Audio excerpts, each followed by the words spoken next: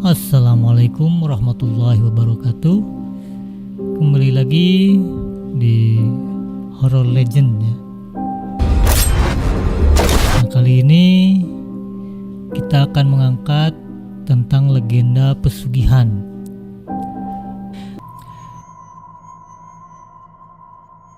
Hidup di Jakarta, keluarga Pak Dandi tak pernah punya masalah soal uang. Telah sejak beberapa tahun belakangan, Pak Dandi menjadi direktur utama sebuah perusahaan tambang dalam negeri yang cukup besar. Ia dan keluarga melihat segala hal yang mereka punyai layak disebut kaya raya. Meski begitu, ia dan istrinya hidup penuh kesepian. Ririn, anak satu-satunya Pak Dandi, sudah beranjak dewasa dan mulai kerap meninggalkan rumah. Karena kesibukan orang tuanya pula, Ririn menjadi anak perempuan yang jauh dari ibu bapaknya. Kebutuhan-kebutuhannya amat tercukupi, namun kedekatan emosionalnya begitu kurang. Suatu hari, lantaran telah lelah dengan kegiatan perkuliahan, Ririn memutuskan mendaki Gunung Salak di Sukabumi bersama teman-temannya. Kebetulan, pada hari itu orang tua Ririn, Pak Dendi, pergi keluar kota untuk menghadiri acara keluarga dengan istri untuk beberapa hari. Ririn rencananya berangkat dengan 5 orang lainnya. Lantaran saat itu sedang musim penghujan, salah satu temannya mengimbau Ririn untuk tak lupa membawa mantel guna berjaga-jaga. Menuruti apa kata temannya itu, Ririn mencari mantel tebal, tapi dia tidak punya satu pun.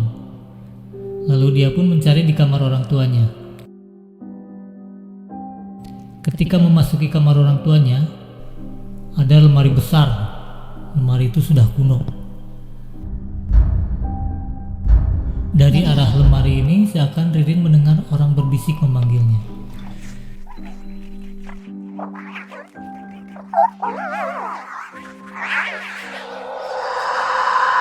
Bulu kuduk Ririn agak merinding bercampur takut. Tapi masa iya sih ada orang di dalam kamar orang tuanya? Kan mereka sedang keluar kota. Akhirnya Ririn berniat mencari di dalam lemari tersebut walaupun dengan hati yang agak ragu dan takut. Dia dekati lemari besar itu yang semakin besar tembaknya dan hitam karena terletak di sudut ruangan yang tidak terkena cahaya lampu langsung. Perlahan, ia ulurkan tangannya menggapai pegangan lemari tersebut. Ririn sangat terkejut. Tiba-tiba terdengar suatu suara ketukan dari dalam lemari itu.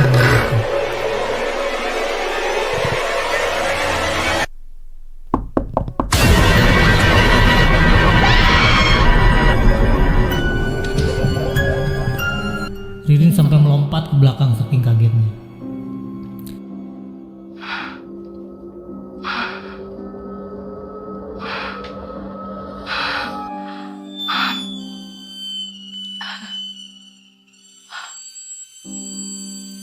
Entah apa yang menggerakkan Ririn, dia berjalan lagi mendekati lemari itu.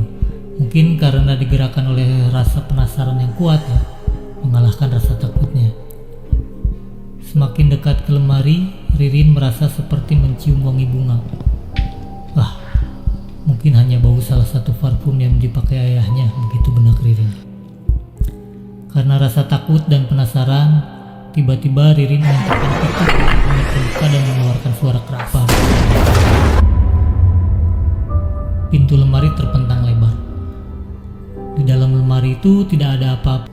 Ketika didekati, hanya terdapat beberapa jas tua bermodel zaman dahulu seperti yang terlihat dipakai oleh juragan tanah pada masa penjajahan Belanda. Beberapa belangkon, lalu ada keris dan anehnya ada taburan bunga yang masih segar kelihatannya. Ririn penasaran, ngapain orang tuanya menyimpan pakaian dan ada bunga juga? Ririn semakin mendekat ke lemari itu untuk melihat lebih jelas. Mungkin ada mantel tebal yang bisa dia pinjam untuk camping besok. Di bagian paling bawah lemari itu ada semacam laci yang cukup besar. Tiba-tiba Ririn merasa ada orang berbisik di telinganya mengatakan keris. Dengan terkejut Ririn memalingkan muka, tapi tidak tampak ada orang di sana. Tanpa sadar, matanya melihat ke arah keris yang tergeletak di sana. itu terasa berat dan dingin di tangannya. Ketika keris itu ia angkat, terlihat sebuah kunci yang bermodel tua. Oh, ini mungkin kuncinya. Tapi kenapa harus ditutupi keris? Ririn bertanya-tanya. Perlahan dia putar kuncinya sampai bunyi klik, pertanda kunci sudah terbuka. Lalu ditariknya laci itu. Apa yang ada di dalam laci sungguh membuat Ririn senang. Di sana ada mantel bulu yang cukup tebal dan terlihat hangat. Ririn merabanya dan terasa sangat halus. Wah, bagus sekali mantel ini. Pasti mantel mahal, begitu pikir Ririn. Aku pinjam saja mantel ini untuk camping besok. Dia ambil mantel itu lalu meninggalkan kamar orang tuanya, lupa menutup lagi laci dan pintu lemarinya karena senang sudah menemukan apa yang dia cari. Keesokan harinya, Ririn dengan gembira bersama teman-temannya berangkat untuk mendaki gunung dan rencananya juga camping di sana. Oke, kita beralih dulu. Sekitar pukul 11 malam, Pak Dandi dan istrinya pulang ke rumah setelah menghadiri acara keluarga di luar kota.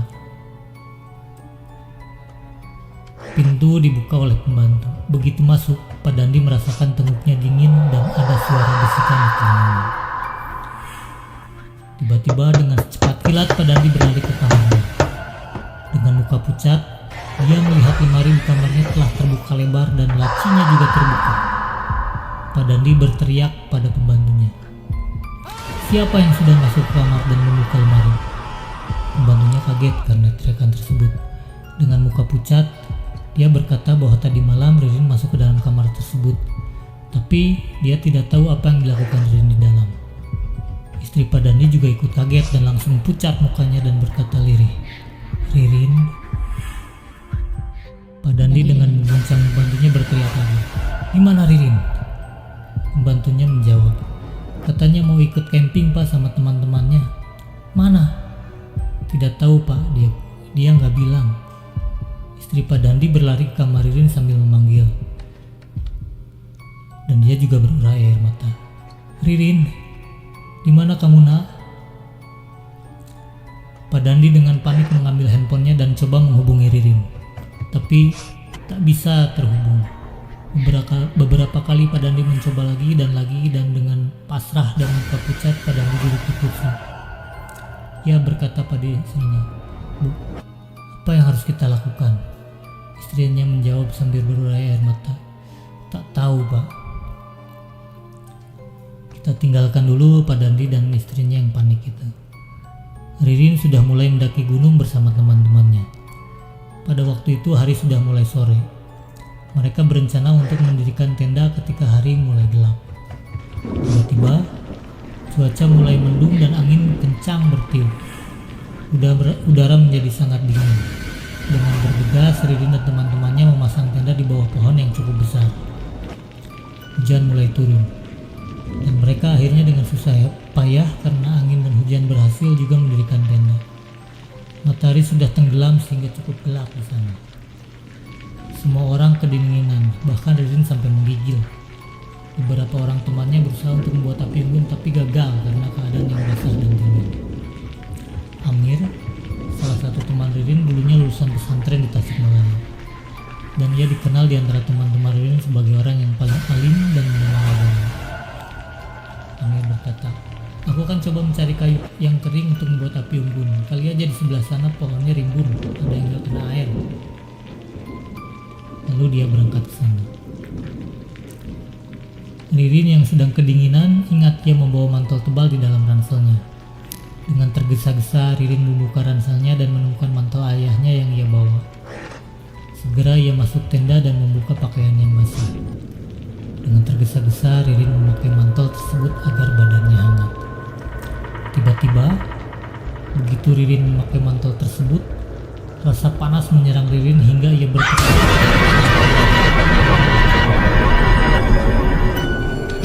Di luar, temannya mendengar jeritan Ririn. Bila salah seorang sahabat Ririn menghambur dan mencoba masuk ke dalam tenda Ririn dengan membawa lampu portabel yang cahayanya tak terlalu terang. Dila dengan tergesa membuka tenda Ririn. Tiba-tiba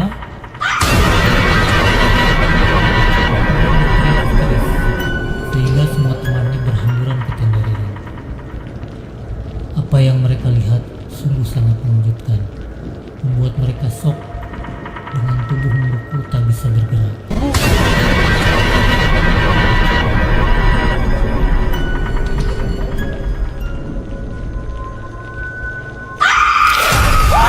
Dalam kemaramnya cahaya lampu, mereka melihat sosok tubuh yang terbungkus kain kafan kotor berlumur tanah dan darah, seperti mayat. Mereka masih mengenali wajah Ririn walaupun wajah itu sudah menghitam dan membusuk. Bau bangkai menyengat indera penciuman mereka. Tapi sosok itu bergerak-gerak seperti orang yang kejang dan minta tolong dengan lirih.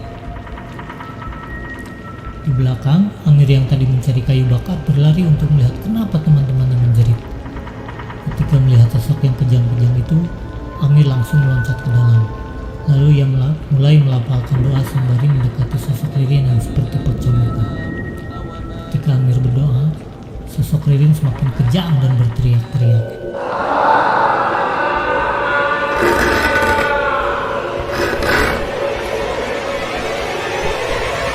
Dengan perlahan, Amir mencoba menyentuh sosok itu sambil terus melafalkan doa. Amir berteriak pada teman-temannya, "Semua, bantu bacakan doa dan hubungi keluarganya." Seperti baru sadar walaupun dengan ketakutan, semua temannya membacakan doa walaupun dengan terbata-bata. Bila langsung mencoba video call kepada Ibu Ririn. Setelah mencoba beberapa kali, akhirnya tersambung. Dari sana, di ujung sana, Ibu Ririn dengan menangis bertanya, "Dil, tahu di mana Ririn sekarang?" Dengan histeris dia berkata, "Tante, tolong, Ririn berubah seperti pocong." Pak Dandi yang ada di samping istrinya langsung merebut HP dan berteriak, "Lepaskan kainnya, lepaskan kainnya." Amir yang mendengar teriakan itu buru-buru mencoba melepaskan kain dengan sambil berdoa walaupun ada rasa jijik dan takut. Sosok itu masih kelonjotan kejang-kejang. Dengan sekuat tenaga, Amir merenggut kain yang menutupi sosok itu.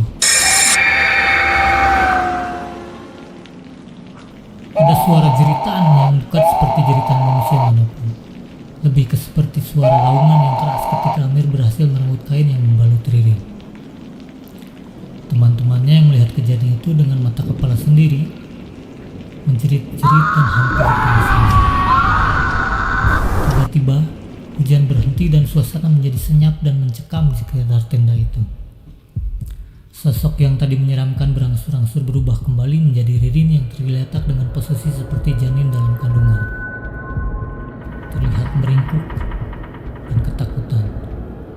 Dengan lirih dan tak sadar, Ririn masih meminta tolong. Amir yang memegang kain pembungkus tadi melemparkannya ke sudut tenda dan kain itu berubah menjadi mantel bulu yang tadi dibawa Ririn.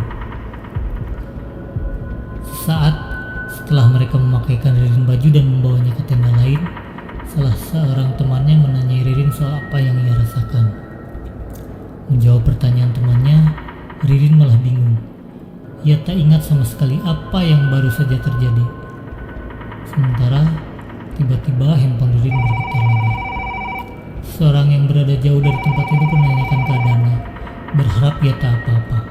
Orang itu adalah Bapak Ririn sendiri yang tega membuat anaknya jatuh sebagai tumbal pesugihan, yaitu Pak Dandi.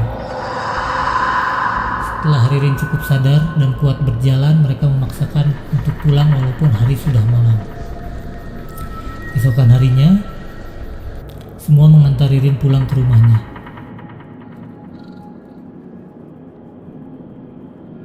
Di depan rumah ada bendera kuning tanda ada yang meninggal. Tetapi mereka sangat terkejut ketika sudah sampai di rumah Ririn, terutama Ririn. Di rumah itu sudah banyak orang, tapi suasana begitu sepi. Orang berbicara dengan sangat pelan, hampir berbisik. Ririn heran dan terkejut. Tanpa berpikir panjang, ia menghambur masuk ke rumahnya, diikuti oleh teman-temannya. Betapa terkejutnya Ririn di sana sudah terbujur dua orang mayat yang sudah terbalut kain kafan dan ditutupi kain. Ternyata itu adalah orang tua Ririn yang meninggal karena pesugihan yang gagal mencabut tumbal.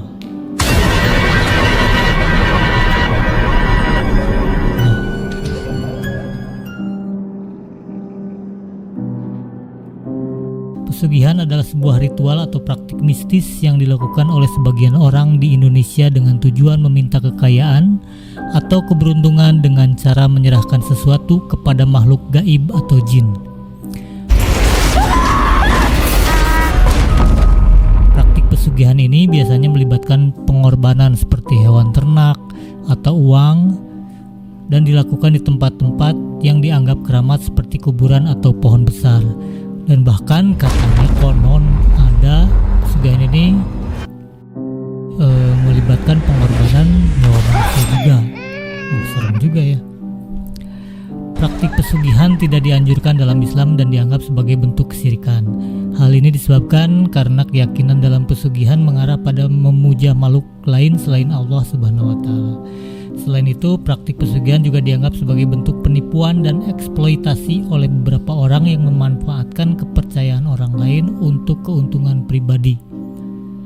Dalam Islam, sumber kekayaan dan keberuntungan berasal dari Allah Subhanahu wa taala dan didapatkan melalui usaha yang halal dan berkah. Oleh karena itu, sebaiknya menghindari praktik-praktik yang bertentangan dengan ajaran agama dan fokus pada usaha yang halal dan berkah untuk mencapai keberhasilan dan kehidupan. Nah, itu pelajarannya. Pesugihan adalah praktik mistis yang umumnya berasal dari tradisi Jawa dan banyak dianggap sebagai bagian dari budaya mistis Indonesia. Terdapat berbagai legenda mengenai pesugihan yang tersebar di berbagai daerah di Indonesia. Beberapa legenda pesugihan yang terkenal di Indonesia antara lain Pesugihan Gunung Kawi. Pesugihan Gunung Kawi adalah pesugihan yang berlokasi di kawasan Gunung Kawi, Kabupaten Malang, Jawa Timur. Konon pesugihan ini dilakukan dengan cara meminta pertolongan pada makhluk gaib di Gunung Kawi dengan cara menancapkan kain putih di puncak gunung dan melakukan beberapa ritual tertentu. Dikatakan bahwa makhluk halus tersebut akan memberikan harta karun dalam bentuk uang atau emas jika pesugihan dilakukan dengan benar.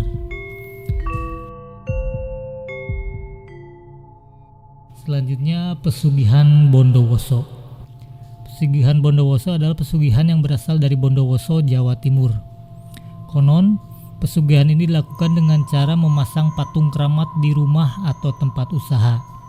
Patung tersebut diisi dengan uang atau barang berharga sebagai permintaan kepada makhluk halus untuk memberikan keberuntungan dan kekayaan pada pemiliknya. Selanjutnya ada pesugihan Gunung Kemukus. Pesugihan Gunung Kemukus adalah pesugihan yang terkenal di Jawa Tengah. Konon, pesugihan ini dilakukan dengan cara melakukan ziarah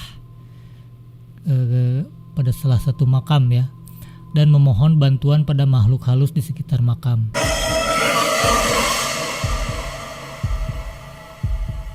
Dikatakan bahwa pesugihan ini dapat memberikan kekayaan dan keberuntungan kepada pemohon jika dilakukan dengan benar.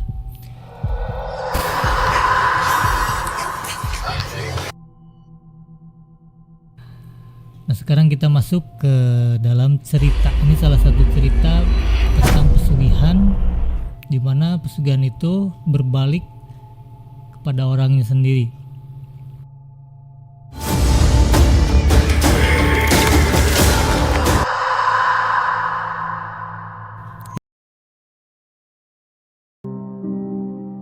Ya, cukup sekian dulu untuk video kali ini. Semoga ini bisa memberikan informasi dan hiburan untuk para sahabat. Sampai ketemu lagi di video selanjutnya ya. Jangan lupa